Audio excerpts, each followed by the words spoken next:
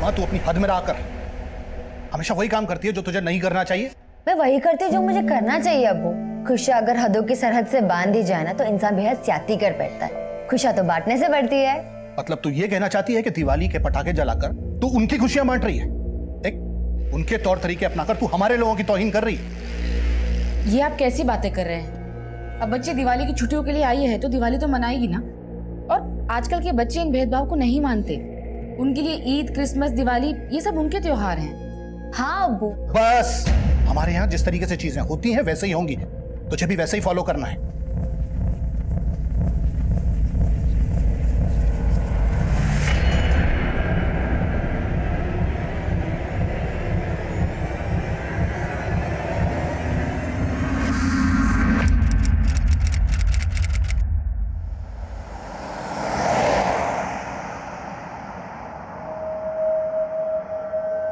तुम्हारे अब्बू नहीं है यहाँ, फिर भी हिजाब पहना हुआ है। और तुम तो खिलाफ थी इसके। आपको ऐसा क्यों लगता है आफाक भाईजान? मुझे इस तहजीब से कोई शिकायत नहीं है, पर शायद आप ये सोच रहे हैं मैंने ये उतार दिया तो अब्बू से मेरी चुगली करने का आपको मौका मिल जाएगा। क्यों? गलत सोच रहे हो तुम मेरे बारे में।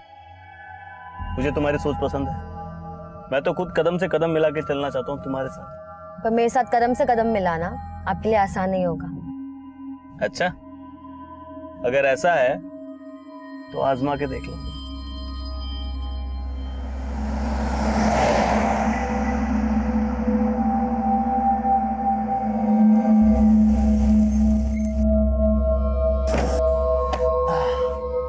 चलिए, अल्लाह हाफिज। अच्छा, सिर्फ किताबों में सर मत खपाना, ये जिंदगी उससे भी ज्यादा दिलचस्प है।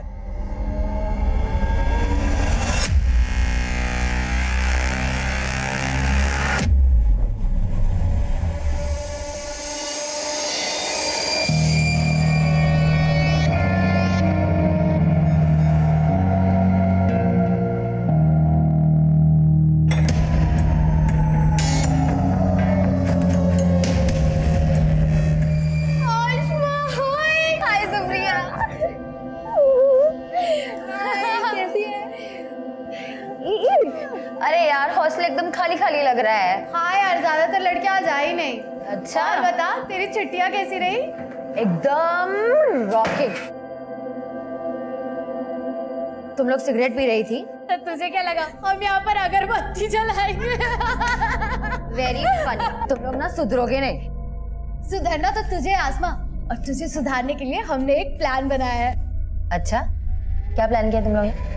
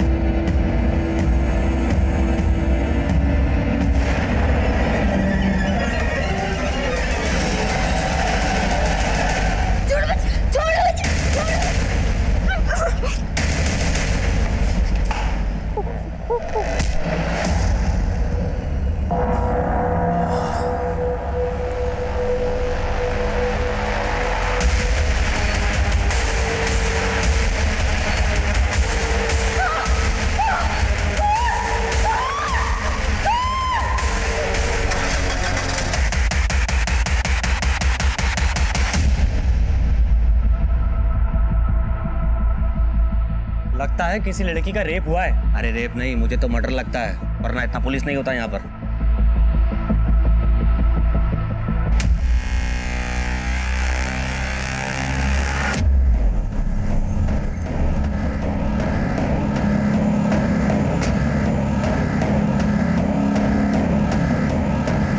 जय हिंद सर, बहुत ब्रूटल मर्डर है सर।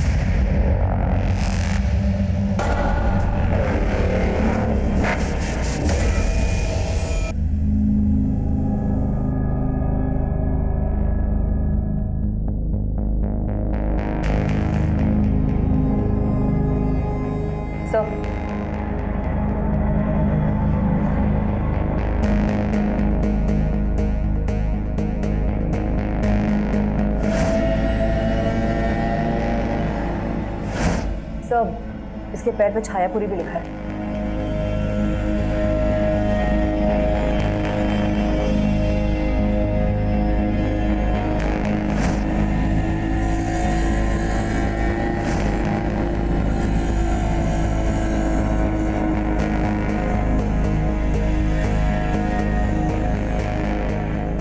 सर, इस रूम में आसमा के अलावा 2 लड़कियां और रहती हैं। एक सुप्रिया जो अभी हॉस्टल में है, और दूसरी लड़की दिवाली वेकेशन से अभी तक आई नहीं है वापस।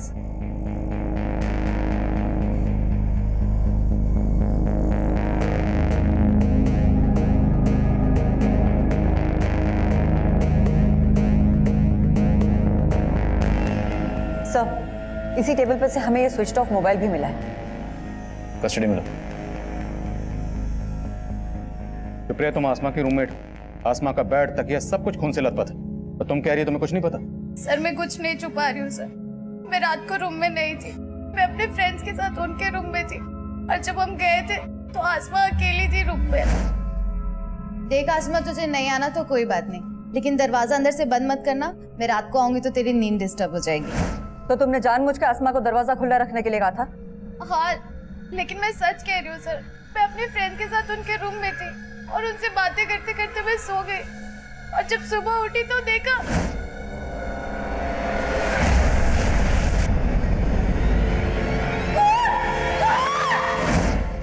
सर, सुप्रिया बिल्कुल सही कह रही है, ये हमारे साथ ही थी पूरा टाइम। लेकिन यहाँ पे इतना सब कुछ हो गया। पहले आसमा पे हमला हुआ, फिर उसकी बॉडी को खींचकर बाथरूम तक ले जाया गया, और तुम लोग कह रहे हो कि तुमने कोई आवाज ही नहीं सुनी। रूम में पंखे की आवाज इतनी तेज थी, हमें सच में नहीं पता चला कि आसमा के साथ इतना सब कुछ हो गया।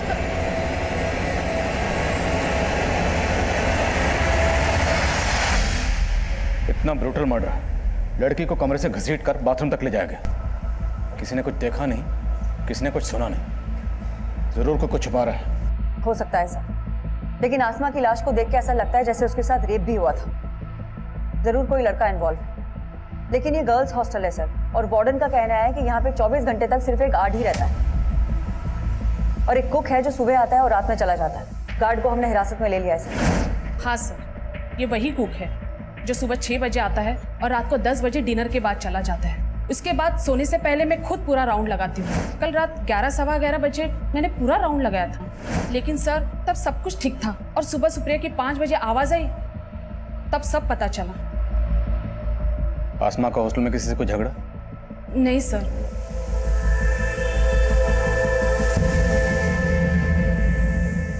कल शाम तक हॉस्टल में कोई भी लड़की नहीं थी सर, तो ये भी हो सकता है कि कोई पहले से ही हॉस्टल में जाके छुप गया हो, और जब कल लड़कियों ने ज्वाइन किया तो ये कांड करके भाग गया। पॉसिबल है। हम ये अज्यूम कर रहे हैं कि आसमा का पहले रेप हुआ, फिर कत्ल हुआ। अब सच क्या है ये पोस्टमार्टम रिपोर्ट बताएगी। हॉस्टल का कोना कोना स्कैन करो और सबकी हैंडराइटिंग के सैंपल्स लो।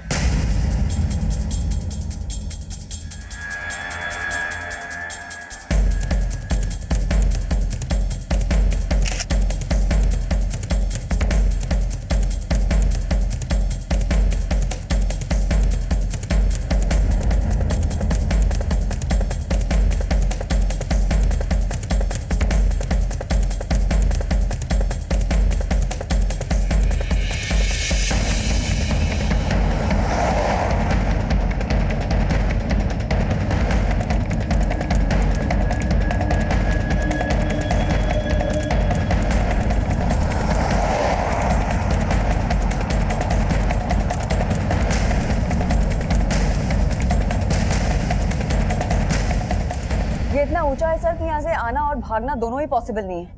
देखो, अगर कुछ सीढ़ियों से आया तो पक्का मेन गेट से एंट्री मारी होगी, मतलब गार्ड झूठ बोल रहा है। पर अगर कोई यहाँ से आया तो फिर ये किसी पेशेवर मुजरिम का काम। सर, यहाँ कहीं सीसीटीवी भी नहीं है, तो दोनों ही पॉसिबिलिटीज है। हॉस्टल के आसपास सबसे पता करो, जहाँ भी सीसीटीवी मिले उसे खंगालो, और हॉस्टल में जितने भी लोगों का आना जाना था एक एक की डिटेल निकालो।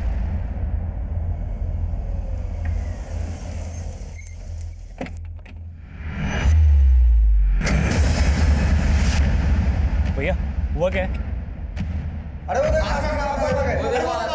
मैडम, आपकी बेटी का रेप करके मर्डर कर दिया गया है, इस बारे में आप क्या कहेंगे? क्या बकवास कर रहे हैं आप? ये बात सही है तुम्हारा? नहीं नहीं नहीं नहीं, कुछ नहीं हुआ।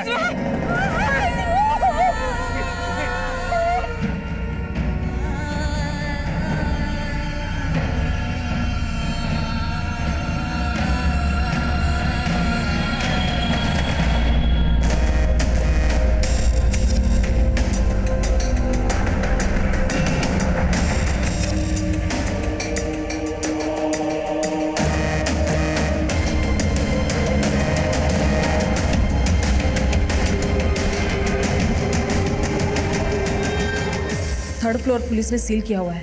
फिलहाल बाकी के रूम में तुम लोग आपस में एडजस्ट कर लो।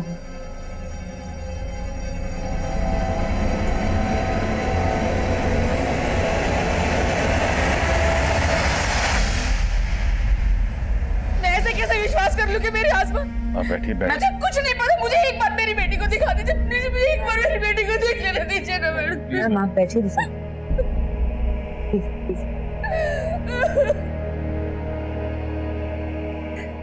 मैम पाले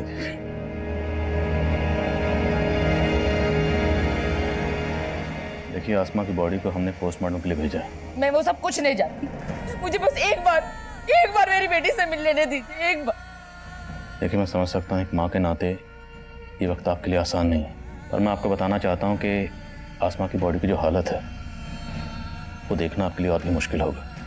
आपके कह देने से मैं मान लूं कि मेरी बच्ची, अरे कल ही तो उसे हंसता खेलता देखा था। अम्मी इतनी मुश्किल से पैक किया था, अपने ऑफिस खोल दिया। अरे ये देख, घर के बने लड्डू हैं, तूने रखना ही भूल गई थी। अब्बू आप इतने चुप चुप क्यों है? लगता अभी भी मुझसे नाराज है। बेटा ख्यालात तो तेरी अम्मी से भी नहीं मिलते हमारे, फिर भी निभा लिया ना। तू तो बच्ची है हमारी। वाह फूफा, अस्सलाम वालेकुम फूफी। आज ये आसमा झुक गया या जमीन पे रह के आप भी आसमा छू बैठे? अफाक भाईजान, अफा की तरह जलना तो आपकी फितरत है ना? जब देखो अब्बू और मेरे बीच में आग लगाते रहते हैं। तो कल रात को उसे हॉस्टल ड्रॉप करके आया था और आज सुबह। देखिए, जिस तरह से आसमा को मारा गया काफी दिल दहलाने वाला है। ये जरूर किसी ऐसे शख्स का काम है जिसकी आसमा से गहरी रंजिश रही होगी। तो क्या आसमा ने कभी आप लोगों से इसके खिलाफ कुछ कहा था? नहीं सर, उसने कभी कुछ ऐसा नहीं बताया।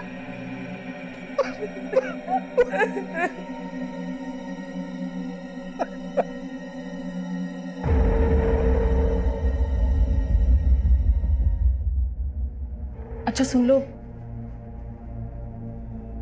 आई होप तुम समझ गई हो कि मैं क्या कहना चाहती हूँ। Yes ma'am. डोंट वरी, मैं तुम्हारे साथ हूँ, मैं सब संभालूंगी। अच्छा अब तुम जाओ।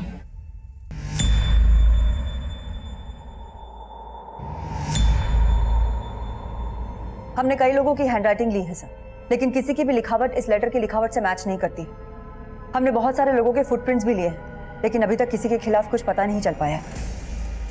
क्राइम सीन पर यह लेटर मिला और आसमा के बदन पर छायापुरी लिखा हुआ था। छायापुरी नाम का कोई मैगजीन भी है ना? जी हाँ सर, इस मैगजीन के अंदर सेक्स रिलेटेड कंटेंट ही छपता है।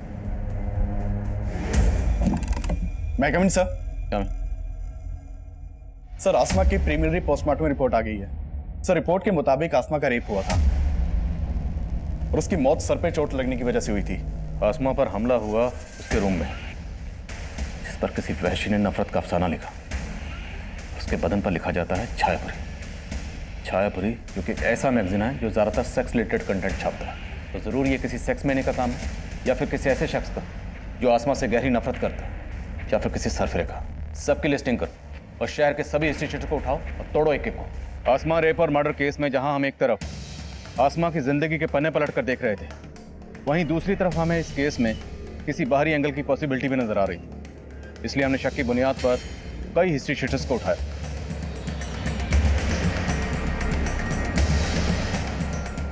सबके डीएनए सैंपल्स, हैंडराइटिंग और फुटप्रिंट्स लिए गए। हमने हर वो मुमकिन कोशिश की जिससे हम जल्द से जल्द मुजरिम तक पहुंच सकें। हॉस्टल का गार्ड भी हमारा स्ट्रॉन्ग सस्पेक्ट, उससे सच उगलवाने के लिए हमने कई तरीके अपनाए। मैडम मैंने कुछ नहीं किया। अब तू नहीं बचेगा। तेरा डीएनए टेस्ट लेंगे और 2 मिनट में पता चल जाएगा कि आसमा का मर्डर और रेप तू नहीं किया। मैडम मैं आपको सब कुछ बताना चाहता था, लेकिन वार्डन मैडम ने रिक्वेस्ट की थी कि मैं रमन भाई के बारे में आपको कुछ भी ना बताऊं। रमन कौन है? वार्डन मैडम का छोटा भाई, उनका अक्सर हॉस्टल में आना जाना है और वो कल रात भी आए थे। उनका हॉस्टल में दीप्ति नाम की एक लड़की से अफेयर है। रहता कहाँ है वो? मैं तो सिर्फ दीप्ति से मिलने गया था सर। सर आसमा को तो मैं जानता ही नहीं हूँ। मैं कसम से बोल रहा हूँ, सच मैंने कुछ नहीं किया सर। अगर तुम्हारे भाई रमन ने कुछ नहीं किया तो गार्ड को उसका नाम लेने से मना क्यों किया? मैं डर गई थी मैडम। मैं अपने भाई की हरकतों से परेशान थी, लेकिन मेरा यकीन कीजिए उसने कुछ नहीं किया। आप चाहो तो वो दीप्ति से पूछिए, उसने कुछ नहीं किया। सर मेरा कोई अफेयर नहीं है रमन के साथ। वो मुझे परेशान कर रहा था सर। पहले उसने मुझे प्रपोज किया, मैंने मना किया तो वो मेरे पीछे ही पड़ गया सर। पिछले काफी दिनों से सर वो मुझे हरास कर रहा है।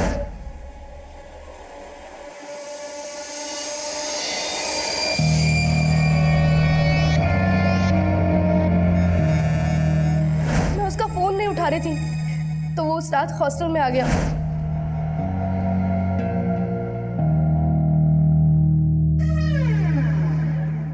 रमन, मैंने तुम्हें पहले भी कहा है मेरा पीछा छोड़ दो। ऐसे छोड़ दूं? प्यार करता हूं ना मैं तुमसे। रमन, तुम यहाँ से जाते हो या मैं चिल्लाऊं?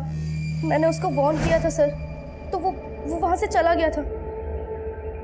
उसके बाद क्या हुआ मुझे नहीं पता सर। सुबह मेरी नींद शोर से ही खुली थी सर। मैंने वार्डन मैम को रमन के बारे में बताया था, मगर वार्डन मैम ने मुझे चुप रहने के लिए कहा। मुझे नहीं पता रमन ने आसमा के साथ कुछ किया या नहीं। तो दीप्ति की तरह तो आसमा के पीछे पड़ा होगा। तुझे लगा दीप्ति नहीं तो आसमा? नहीं सर, ऐसा कुछ नहीं है सर। मैं दीप्ति से प्यार करता हूँ। मिलने दीप्ति से गया हो, लेकिन आसमा ने तुझे देख लिया। वो शोर न मचाते इसलिए तूने उसे। नहीं सर, ऐसा नहीं है सर। मैं तो तभी वहां से चला गया था। नहीं, अब मैं ऐसा नहीं करूंगा, मुझे माफ कर दो। ऐसे नहीं छोड़ूंगा तुझे। अरे साहब, छायापुरी मैगजीन तो हर नुक्कड़ और चौराहे पे बिकती है। अब एक ऐसा रेपिस्ट जो छायापुरी मैगजीन पढ़ता है, उसको ढूंढना तो समुद्र में सुई ढूंढने जैसा है। लेकिन ढूंढना तो पड़ेगा। ठीक है साहब, आप बोलते हो तो कोशिश करके देखता हूँ। हेलो, हाँ बोल। सर, गार्ड और रमन दोनों वहीं अटके हैं, लेकिन उनके फुटप्रिंट का साइज क्राइम सीन पे मिले फुटप्रिंट के साइज से मैच करता है। मैंने दोनों के डीएनए सैंपल्स भी ले लिए हैं सर, लेकिन रिपोर्ट आने तक वेट करना पड़ेगा। ये दोनों इतनी आसानी से कुछ नहीं उगलने वाले। क्राइम सीन से हमें जो आसमा का फोन मिला था उसे अच्छे से स्कैन करो, उससे हमें कोई ना कोई क्लू जरूर मिलेगा। मैगविन सर। हमें सर, हमने हॉस्टल के आसपास के सारे सीसीटीवी खंगाले। क्राइम वाले दिन हॉस्टल के पीछे की तरफ एक कार वहां के सीसीटीवी में कैप्चर हुई थी। सर, मैं वहां की फुटेज लाया हूँ। प्ले करो। सर, इस गाड़ी का नंबर विजिबल नहीं है। मैंने इस गाड़ी के बारे में आसपास के लोगों से पूछताछ की, लेकिन पहले किसी ने भी इस गाड़ी को यहाँ नहीं देखा।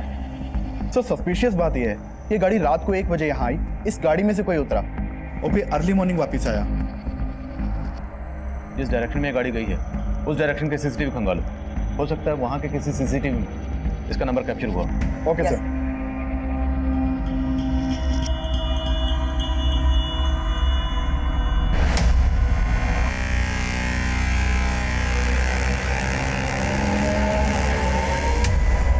अनुराग, इधर आना। Yes ma'am. ये आसमा के फोन पे अफाक नाम के लड़के के 5 मिस कॉल है। मैम, अफाक तो आसमा का कजन है जो आसमा के पेरेंट्स के साथ आया था। अफाक ने आसमा को 5 बार कॉल किया, लेकिन आसमा ने एक भी बार रिसीव नहीं किया। लेकिन बाद में आसमा की अपनी मदर से बात हुई है। ये चक्कर क्या? आसमा के पेरेंट्स से दोबारा मिलना पड़ेगा। ये वही गर्ल्स हॉस्टल है जहां आसमा का इतना ब्रूटल रेप और मर्डर हुआ, पर पुलिस अभी तक इस केस में नाकाम नजर आ रही है। अब अफसोस करने का क्या फायदा? वक्त रहते अगर आसमा के पर काट दिए होते तो यह दिन नहीं देखना पड़ता। चारों तरफ इज्जत का कचरा हो रहा है। आपको अपनी इज्जत की पड़ी, अपनी बच्ची का कोई दुख नहीं। दुख है मुझे, इसीलिए कोस रहा हूं तुझे। एक नहीं सुनती थी मेरी। पता नहीं वहां किस लड़के के साथ चक्कर चल रहा था उसका। वहां उसके साथ इतना कुछ हुआ और आप उसको ही।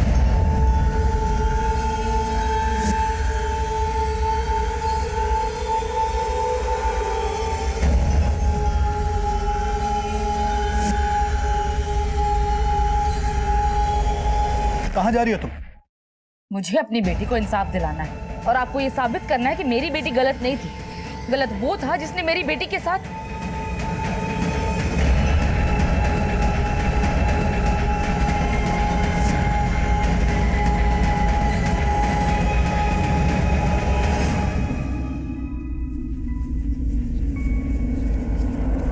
मैं आपसे अफाक के बारे में बात करना चाहती हूँ। क्या आमना का और अफाक का कोई इशू था?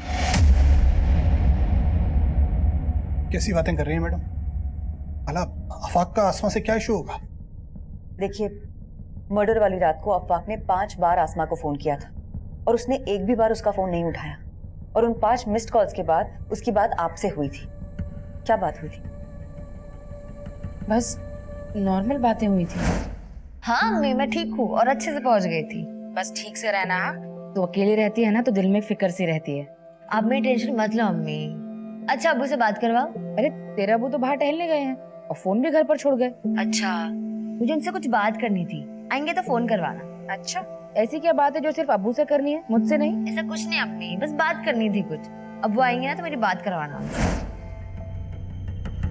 उस दिन मैं जरा देर से टहल कर घर वापस आया। इन्होंने बताया था मुझे लगा रात काफी हो गई है, इसलिए अगले दिन फोन करूंगा ये सोचकर सो गए हम लोग। लेकिन ऐसी क्या बात होगी जो वो आपसे ही करना चाहती थी? मुझे खुद कुछ समझ में नहीं आ रहा मैडम।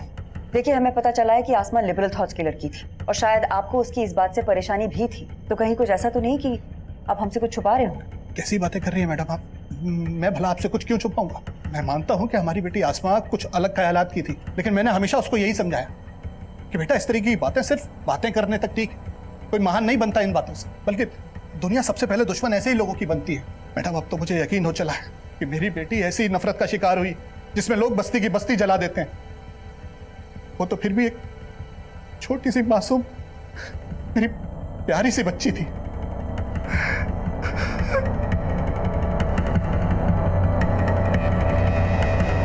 ठीक है, मैं आता हूं। सर मैंने ब्रोथल में फील्डिंग लगाई तो एक टिंडा नाम के आदमी का मालूम चला। कौन टिंडा? ये आदमी है साहब। ब्रोथल में काफी आना जाना है इसका। काफी वहशी है ये आदमी। वो टिंडा है ना, दिमाग से एकदम सटका हुआ है। जो भी उसके साथ जाती है ना, उसका हालत खराब कर देता है। एक नंबर का जानवर है, जानवर। आप एक बार देख लो, हो सकता है ये वही सनकी आदमी हो जिसे आप ढूंढ रहे हैं। आसमा के पेरेंट्स से अफाक के बारे में बात की? सर, वो अफवाक पे कोई शक नहीं जता रहे और अफवाक से मैं खुद मिली थी ये जानने के लिए कि उसने उस रात आसमा को इतने सारे कॉल्स किए क्यों थे। मैम मैं उसे हॉस्टल छोड़ के घर आया तो ऐसे ही कॉल किया था, ये जानने के लिए कि सब खैरियत है कि नहीं। लेकिन उसके साथ कुछ ठीक हुआ नहीं और उसने तुम्हारे कॉल्स भी रिसीव नहीं किए। क्यों? पता नहीं मैम, मुझे लगा सो गई होगी। लेकिन तुम्हारे मिस्ड कॉल्स के बाद उसने अपनी अम्मी से भी बात करी, लेकिन तुम्हें कॉल बैक नहीं किया। कोई ना कोई वजह तो होगी ना, कहीं को छुपा तो नहीं रहा तुम हमसे? नहीं मैम, मैं कुछ नहीं छुपा रहा। फिर भी इस अफाक के बारे में सब कुछ पता करो। हो सकता है कुछ छुपा रहा हो, और ये भी पता करो कि मर्डर की रात ये कहाँ था। Okay sir. मैं कमिंग सर। सर, हमारे खबरियों से इस तेजस और टिंडा नाम के आदमी की इंफॉर्मेशन मिली है। सर, इसके बारे में जो भी पता चला उस हिसाब से शक किसी के ऊपर जाता है। सर, मैंने चेक किया, मर्डर वाली रात इसका फोन हॉस्टल वाले एरिया में ही एक्टिव था। उठाओ इसे। Yes sir.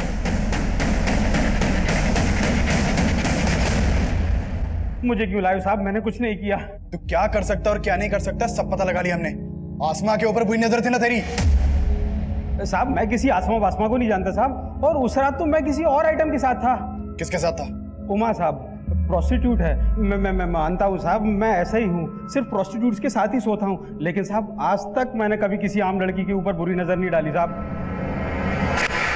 टिंडा के पैर के साइज क्राइम सीन पर मिले फुटप्रिंट के साइज से मैच कर रहे हैं। लेकिन सर, ये टिंडा बहुत मोटी चमड़ी का है, बहुत तोड़ा, लेकिन फिर भी कुछ नहीं उगला। इस टिंडा का भी डीएनए और हैंडराइटिंग सैंपल लो। सर। सर, आज सुबह संत नगर पुलिस ने विक्रमपुर एरिया से एक अज्ञात गाड़ी जब्त की है। ये देखिए सर, ये विनय नाम के एक आदमी की गाड़ी है जो संत नगर में रहता है। सर, उसने अपनी गाड़ी चोरी होने की कंप्लेन लिखवाई थी और सर ये गाड़ी उसी शाम चोरी हुई है जिस रात आसमा का मर्डर हुआ है। और इस गाड़ी का कलर उस कार के कलर से मैच करता है जो गर्ल्स हॉस्टल के बैक साइड में देखी गई थी। ये गाड़ी चुराई गई संत नगर से, जो उस हॉस्टल से 7-8 किलोमीटर की दूरी पर है। तो कोई इतनी कम दूरी तय करके कार चुराने के बाद मर्डर करने क्यों आएगा? मेरा मतलब है चोरी की हुई कारें ज़्यादातर लूट और रॉबरी में इस्तेमाल होती या फिर लाश डंप करने के लिए। लेकिन यहाँ तो रात भर लाश भी उस हॉस्टल में थी और अगली सुबह तक ये कार भी वहीं थी। और अगर ये कत्ल इसी कार चुराने वाले ने किया है तो ये इतनी देर वहाँ क्यों रुकेगा? लेकिन सर, हम किलर को सरफिरा भी तो समझ रहे हैं। हो सकता है ये चोर वही हो जिसे हम ढूंढ रहे हैं। ठीक है, संत नगर पुलिस के टच में रहो और पता करो कि कार चुराने वाला कौन हो सकता है, और हॉस्टल एरिया का डंप डाटा स्टडी करो। हो सकता है वहाँ से कोई सस्पिशियस नंबर सामने आए। यस। आपने अफाक को आसमा के साथ हॉस्टल क्यों भेजा था? अभी अचानक तुमने अजीब सा सवाल क्यों पूछा? सवाल तो ये है कि आसमा आपसे क्या बात करना चाहती थी जो उसने मुझे नहीं बताई, या आपने अफवाह को कुछ बोला जो मुझे नहीं बताया?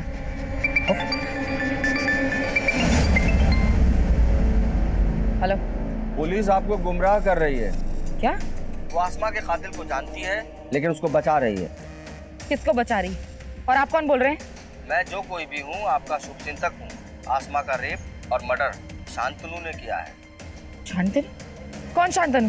बिजनेसमैन गुरुदत्त एरिया में एक्टिव था और ये अनिरुद्ध सुप्रिया के काफी टच में था। इस सुप्रिया पर मुझे शुरू से ही शक था। सुप्रिया और अनिरुद्ध दोनों को उठा के लो। सर, मैं कमिंग सर। कमिंग। सर, आसमा रेप और मर्डर केस में मीडिया ने हंगामा मचा रखा है सर। न्यूज आ रही है टीवी पे। चलो टीवी चलाओ। हम पहले पुलिस पर भरोसा कर रहे थे, लेकिन अब हमारा भरोसा उन पर से उठ। लेकिन आपका पुलिस पर से भरोसा क्यों उठ गया? कि पुलिस मेरी बेटी के कातिल को बचा रही है। आसमा को न्याय दो! सुनो, सर, शर्मा। आसमा को न्याय दो! न्याय दो! न्याय दो! आसमा को न्याय दो! न्याय दो! न्याय दो! We want justice! We want justice! आसमा को न्याय दो! न्याय दो! न्याय दो! We want justice! We want justice! आपको कोई गलतफहमी हुई है? कोई गलतफहमी नहीं हुई है मैडम। लेकिन आपको क्यों ऐसा लग रहा है कि हम किसी को बचा रहे हैं? आखिर वजह क्या है? आसमा का रेप और मर्डर शांतनु ने किया है। शांतनु?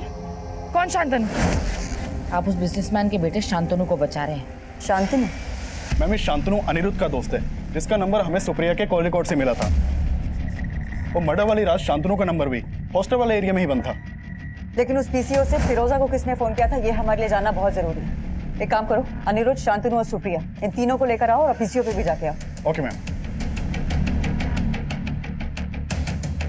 तो अनिरुद्ध और शांतनु, तुम लोग उस रात हॉस्टल गए थे या नहीं? हाँ सर, ये दोनों गर्ल्स हॉस्टल में आए थे, लेकिन सर ये लोग मुझसे और मेरी फ्रेंड से मिलने आए थे। उस रात हॉस्टल में ज़्यादा लड़कियां नहीं थी, इसीलिए हमने पार्टी प्लान किया था। मैंने आसमा को भी इनवाइट किया था सर। व्हाट? तू उन लोगों को यहाँ बुला रही है? पागल हो गई सुप्रिया? किसको पता चला ना तुझे यहाँ से निकाल देंगे। लेकिन उसने आने से मना कर दिया। फिर हम लोग दूसरे रूम में पार्टी कर रहे थे। तुम्हारे हॉस्टल में मेल्स के आने पर पाबंदी है, है या नहीं? तो तुम लोग हॉस्टल में कैसे घुसे, वो भी इतनी रात को?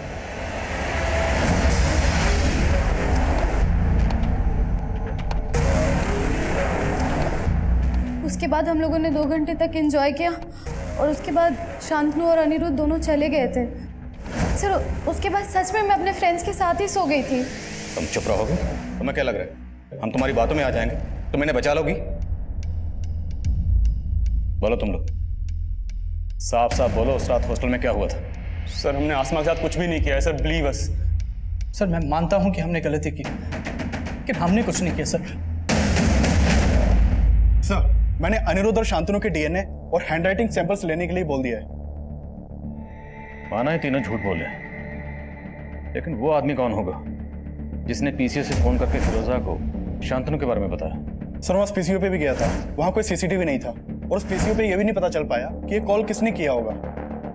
हमारी रडार पर सिर्फ शांतनु नहीं बल्कि अनिरुद्ध, सुप्रिया, हॉस्टल वार्डन सुनीता, सुनीता का भाई रमन और टिंडा भी शामिल थे। इन सबको हम स्ट्रॉन्ग सस्पेक्ट मान रहे थे, लेकिन सवाल यह था कि वो गुमनाम कॉलर कौन था जिसने आसमा की अम्मी को फोन करके सिर्फ शांतनु को आसमा का गुनहगार बताया था, जिसकी वजह से आसमा की अम्मी ने एक ऐसा जज्बाती कदम उठाया और उस कदम को मीडिया ने इतना उछाला कि लोग अब हमारी काबिलियत पर ही शक करने लगे थे।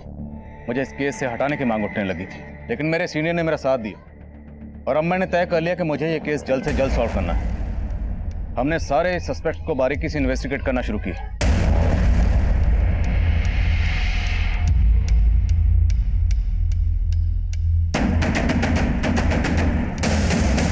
अफवाक के बारे में कुछ बातें मालूम चली हैं सर। आसमा के अब्बू अफवाक से आसमा की शादी कराना चाहते थे, लेकिन आसमा को अफवाक बिल्कुल पसंद नहीं था और इसी सिलसिले में मैं उसके अम्मी और अब्बू से भी मिली थी। आसमा पहले भी अपने अब्बू को मना कर चुकी थी कि वो अफवाक से शादी नहीं करना चाहती, लेकिन फिर भी इन्होंने जानबूझ के अफवाक को आसमा के साथ हॉस्टल भेजा। नहीं मैडम, ऐसा कुछ भी नहीं है। मैं बस ये चाहता था कि अफाक और आसमा एक दूसरे को जान लें, समझ लें, और मैं गारंटी से कह सकता हूँ मैडम आफाक ने आसमा के साथ कुछ भी गलत नहीं किया होगा। आसमा की फैमिली काफी कंजर्वेटिव है सर, और आसमा आजाद ख्यालों की लड़की थी। आसमा की अम्मी ने हमें यह भी बताया कि आसमा को लगता था कि अफाक भी उसके पेरेंट्स की तरह कंजर्वेटिव ही होगा, और उसने अपने पेरेंट्स के सामने अफाक को साफ साफ मना भी कर दिया था। अफाक को मैंने हमेशा भाई की नज़र से देखा है, लेकिन अब आप कह रहे कि मैं शादी कर लूं? मैं अफाक से शादी नहीं करना चाहती। अगर कोई और पसंद है तो वो भी बता दे। अगर कोई और पसंद होता तो मैं बता देती, लेकिन मैं आपसे शादी नहीं करूंगी। फिर भी इस अफवाह को थाने में बुलाकर अच्छे से पूछताछ करो। राइट। मैं मानता हूँ आसमा मुझसे निकाह नहीं करना चाहती थी, लेकिन उस दिन मैं उसके अब्बू की मर्जी से उसके साथ गया था। मैंने उसे उसके फैसले के बारे में दोबारा सोचने के लिए बोला। मुझे तुम्हारी सोच पसंद है, मैं तो खुद कदम से कदम मिला के चलना चाहता हूँ तुम्हारे साथ। पर मेरे साथ कदम से कदम मिलाना आपके लिए आसान नहीं होगा। बहुत गुरूर था उसे खुद पे, साफ साफ मना कर दिया। और उसका गुरूर तोड़ने के लिए तूने उसे खत्म कर दिया। नहीं मैंने ऐसा कुछ नहीं किया। फोन तो करता था ना तू उसे, उसने तेरे फोन नहीं उठाए तो तूने वापस हॉस्टल पहुंचकर उसको खत्म कर दिया। मैंने ऐसा कुछ नहीं किया। मैं तो उससे प्यार करता था, मैं क्यों करूंगा ऐसा? मैम लेके जाओ इसको, इसका हैंडराइटिंग और डीएनए सैंपल ले लेना। मेरी बात मैंने कुछ नहीं किया। मैं कम इन सर। कम इन। सर, आसमा के मदर को जिस पीसीओ से कॉल किया गया था, वो मैंने उस एरिया के सीसीटीवी स्कैन किए, उसमें एक सस्पिशियस आदमी कैप्चर हुआ है। उठाओ इसे। सर। सर, मैंने कुछ नहीं किया। मैं अपने बेटे चिंटू को बचा रहा था सर। चिंटू ने ऐसा क्या किया? दरअसल चिंटू दुकान का सामान लेने हॉस्टल जाता था सर। वो बच्चा था इसलिए गार्ड भी उसे अंदर जाने देता था, लेकिन बचपने में वो आसमा को पसंद करने लग गया था। मेरे ही मोबाइल से उसने आसमा के कुछ वीडियो रिकॉर्ड कर लिए थे। अब मैं ऐसा नहीं करूंगा, मुझे माफ कर दो। ऐसे छोड़ने वाला नहीं तुझे, 1 घंटे तक ऐसे ही खड़ा रहना। Video recording? कैसे वीडियो? नॉर्मल सा वीडियो सर, जो मैंने अब डिलीट कर दिए हैं। मुझे ऐसा लगता था कि कहीं आप उसकी वजह से मेरे बेटे तक न पहुंच जाए, इसीलिए मैंने पीसीओ से झूठा कॉल किया था। आसमा का रेप और मर्डर शांतनु ने किया है सर। मुझे मालूम था कि शांतनु और उसका दोस्त हॉस्टल में जाते थे। मुझे शुरू से लग रहा था कि ये काम उन दोनों लड़कों ने किया है, इसीलिए सर मैंने ये सब वो किया। आसमा रेप और मर्डर केस में अब एक नाबालिग बच्चे चिंटू की कुछ ऐसी हरकतें सामने आई जिसने इस केस को एक नया मोड़ दे दिया। लेकिन चिंटू के फादर ने जो शातिरपना किया था, उसे भी हमारी सस्पेक्ट लिस्ट में जोड़ रहा था। हमने उसका डीएनए, हैंडराइटिंग सैंपल्स और फुटप्रिंट्स लिए, और आसमा के कजन अफाक के भी हम डीएनए रिपोर्ट का इंतजार कर रहे थे। लेकिन इसके अलावा हमारे हाथ कोई पुख्ता सबूत नहीं लग रहा था। मैं एक अजीब सी गफलत में था। अक्सर यही सोचता रहता कि क्या हम सही डायरेक्शन में थे। ये केस मुझे लगातार झकझोर रहा। क्राइम सीन के मंजर मुझे रात भर सोने नहीं देते थे। ऊपर से मीडिया का प्रेशर इतना ज्यादा था कि मेरे सीनियर्स ने इस केस को सॉल्व करने के लिए मेरे लिए एक डेडलाइन मुकर्रर कर दी। मैं अक्सर ये सोचकर परेशान हो जाता कि अगर मैं इस केस को सॉल्व ना कर पाया तो क्या उस मासूम बच्ची आसमा को कभी इंसाफ मिल पाएगा? मैं कमन सर। सर, मैं उस कार चोर के बारे में पता कर रही थी, तो पता चला है कि पूरे डिस्ट्रिक्ट में पिछले 25 दिनों में 20 गाड़ियां चोरी हुई हैं, और इनमें से ज्यादातर गाड़ियां कुछ दिनों के गैप के बाद कहीं भी खड़ी मिल गई। 25 दिनों में 20 गाड़ियां? जी सर। मतलब तकरीबन हर रोज एक गाड़ी चोरी हो रही थी? Yes sir. जिन एरिया से ये कार्स चोरी हुई है, वहां कहीं कहीं चोर सीसीटीवी फुटेज में कैप्चर हुआ है, लेकिन चेहरा कहीं भी क्लियर नहीं है।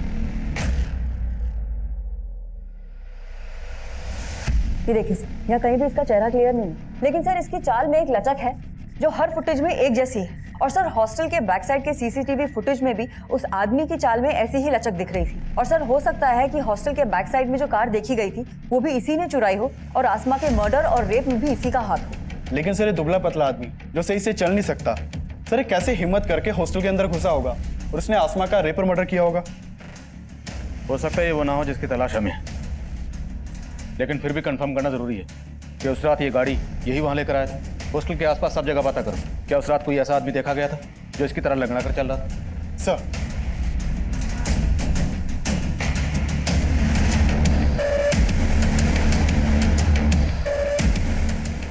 सर, उस दिन सुबह 6 बजे एक आदमी आया था जो लंगड़ा के चलता था। उसके पास एक कार भी थी। उसने मेरे यहाँ बैठकर कई कप चाय भी पी थी। अच्छा, उस आदमी का स्केच बना सकते हो? जी साहब, बनवा सकता हूँ। मैम, चाय वाले ने जिस आदमी के बारे में बताया था उसका स्केच है। पता करो उसका कोई क्रिमिनल रिकॉर्ड है क्या, और इस स्केच को हर जगह सर्कुलेट करो। हो सकता है इसके जानने वाला कोई मिले। Okay ma'am.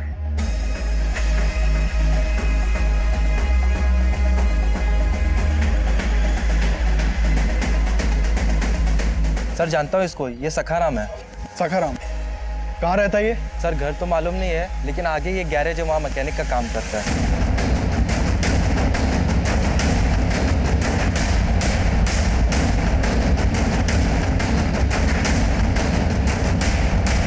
सखाराम,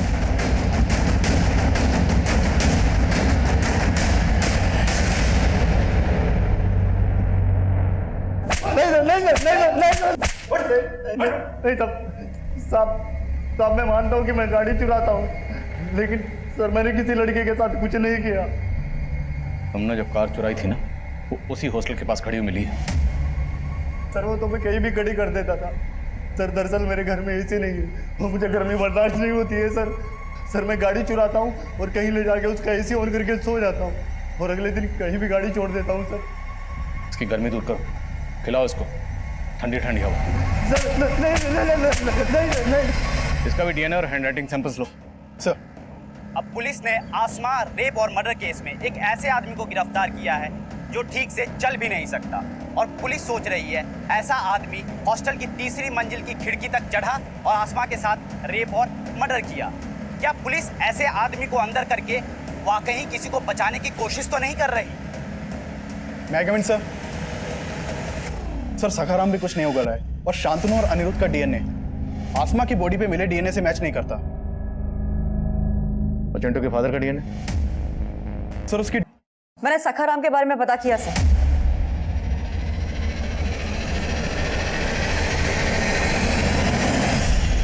अब तेरा नाटक खत्म। रिपोर्ट आ गई है, तेरा डीएनए मैच हो गया।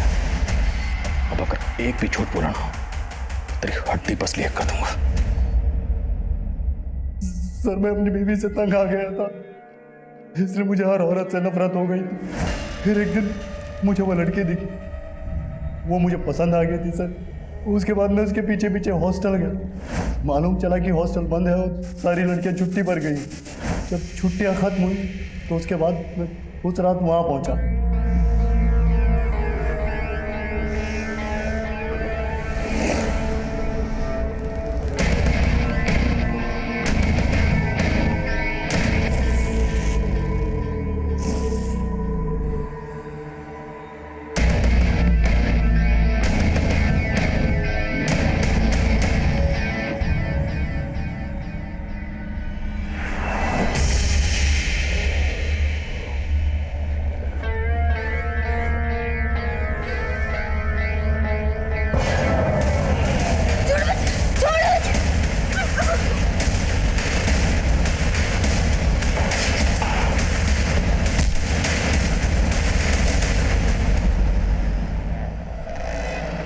उसकी लाश के साथ लाश के साथ बॉडी पर छायापुरी लिखा क्यों? सर ऐसे सर उस रात जिसकी गाड़ी चुराई थी वो छायापुरी पत्री का मालिक था। मुझे नाम पसंद आया इसलिए लिख दिया, और सर जो कुछ मेरे दिल में था वो मैं लेटर पे लिखा और चला गया।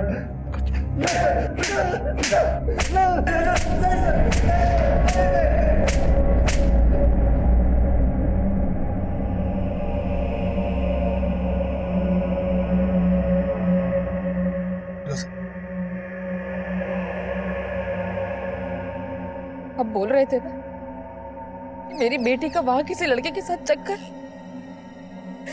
देख लिया ना क्या सच सामने आया। मैं तुमसे माफी मांगता हूँ फिरोजा, मैं कभी आसमा को समझ ही नहीं पाया।